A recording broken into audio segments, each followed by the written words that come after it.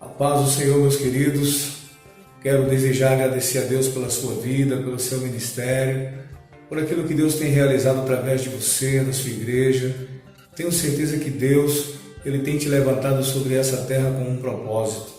E o propósito de Deus é que permaneçamos firmes naquela posição que Ele nos colocou. E eu quero aproveitar o ensejo e trazer uma palavra de Deus para o teu coração, para que haja realmente esperança no porvir, para que você não coloque em homens a sua expectativa, mas que você creia que Deus, Ele está no controle, Ele há de realizar proezas através da tua vida também. Então Deus conta com você para alcançar aqueles que ainda da parte dEle ouvirão palavras de salvação.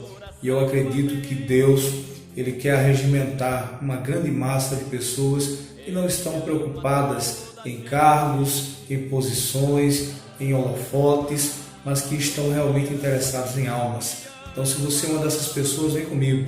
Eu tenho certeza que Deus, Ele vai falar ao teu coração a respeito de algumas verdades que hoje não são muito ouvidas de púlpito, mas que estão na Bíblia e que podem mudar a sua vida e a sua história. Amém, querido?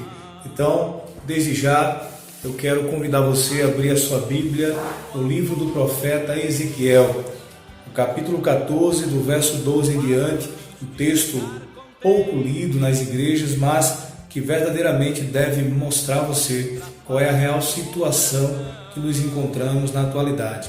Por isso, eu queria compartilhar com você dessa passagem e creio que Deus, Ele vai falar ao teu coração. Ezequiel, capítulo 14, a partir do verso 12, diz assim: Veio ainda a mim a palavra do Senhor, dizendo: Filho do homem, quando uma terra pecar contra mim gravemente, se rebelando, então estenderei a mão contra ela, e tornarei instável o sustento do pão, e enviarei contra ela fome, e arrancarei dela homens e animais. Ainda que estivessem no meio dela esses três homens, observe, Noé, Daniel e Jó, eles, pela sua justiça, livrariam apenas a sua alma, diz o Senhor Jeová. Nos versos finais desse capítulo, ele vai dizer no verso 22 e 23, Mas eis que alguns restarão nela, que serão levados para fora, assim filhos como filhas. Eis que eles virão a vós, e vereis o seu caminho e os seus feitos, e ficareis consolados do mal que eu trouxe sobre Jerusalém, e de tudo o que trouxe sobre ela.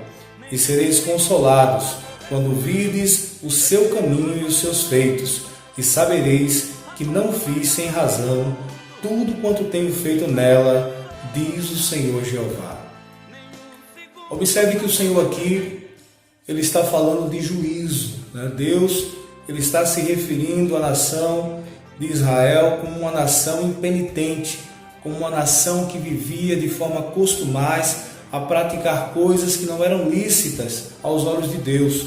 E por consequência disso, eles colheram fruto das suas ações, porque Deus, Ele reteve o sustento do pão, Ele enviou contra ela fome e ainda arrancou alguns homens da comunidade para que o povo temesse, para que o povo entendesse que com Deus não se deve brincar. E o próprio Deus, Ele vai mais além, quando Ele diz que ainda que Noé, Daniel e Jó estivessem ali naquele momento, naquele lugar, eles pela sua justiça salvariam apenas as suas vidas. Eu quero dizer com isso é que Deus, Ele não faz acepção. Deus nunca terá o culpado por inocente, e nem o inocente por culpado.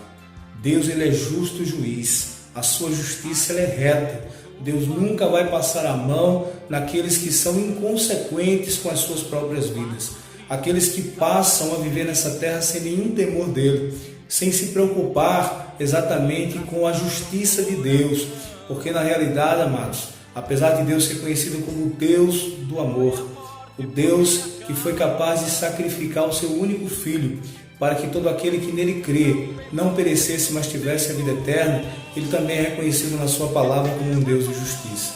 Eu quero dizer para você que se Deus não poupou o seu único Filho, mas o sacrificou para que a sua justiça ela fosse saciada, e para que a gente entendesse que verdadeiramente não estamos lidando com um Deus qualquer, mas com um Deus que é soberano, poderoso em obras e que fará realmente sua justiça prevalecer em qualquer circunstância. Então é necessário que voltemos os nossos olhos para a sua palavra e entendamos, se estivermos brincando com ele, que precisamos parar enquanto é tempo. O texto aqui vai dizer no verso 22 que os pais daqueles filhos, quando voltaram dessa opressão, perceberam que agora o caminho dos seus filhos era diferente. Às vezes é necessário que Deus aplique a sua justiça, que Deus permita muitas vezes a assolação, para que juntemos os pés, para que entendamos que com Ele ninguém deve brincar, para que entendamos que estamos muitas vezes levando o Evangelho de Cristo na brincadeira, empurrando com a barriga, mas esse não é o projeto de Deus para a nossa vida. O projeto de Deus é que você volte os seus olhos para a sua palavra e experimente o verdadeiro avivamento. Deus quer abençoar a sua vida, mas Ele não pode abençoar a casa rebelde. Ele não pode abençoar aqueles que prevaricam, aqueles que pensam que Ele não está contemplando aquilo que se faz no oculto. Mas Deus, Ele quer abençoar aqueles que buscam a santificação, aqueles que entendem que foram comprados por um alto preço, aqueles que já lavaram as suas vestiduras no sangue do Cordeiro. Então, se você está nessa situação, muitas vezes andando em cima do muro, sem saber a quem servir, eu aconselho você que venha depressa, que busque a Deus enquanto você pode achá-lo, que invoque enquanto Ele está perto, porque vai chegar um momento em que você vai querer e não vai encontrar. É necessário que haja profundo arrependimento, que essa nação chamada Brasil, ela coloque o seu coração nisso, que possamos rasgar o nosso coração, amados, e não as nossas vestes. Tem muita gente agindo com hipocrisia, e se tem uma coisa que Deus não suporta, é este fermento velho que está aí. Então Deus, Ele quer um povo realmente santificado. Deus, Ele quer uma nação realmente prostrada aos seus pés.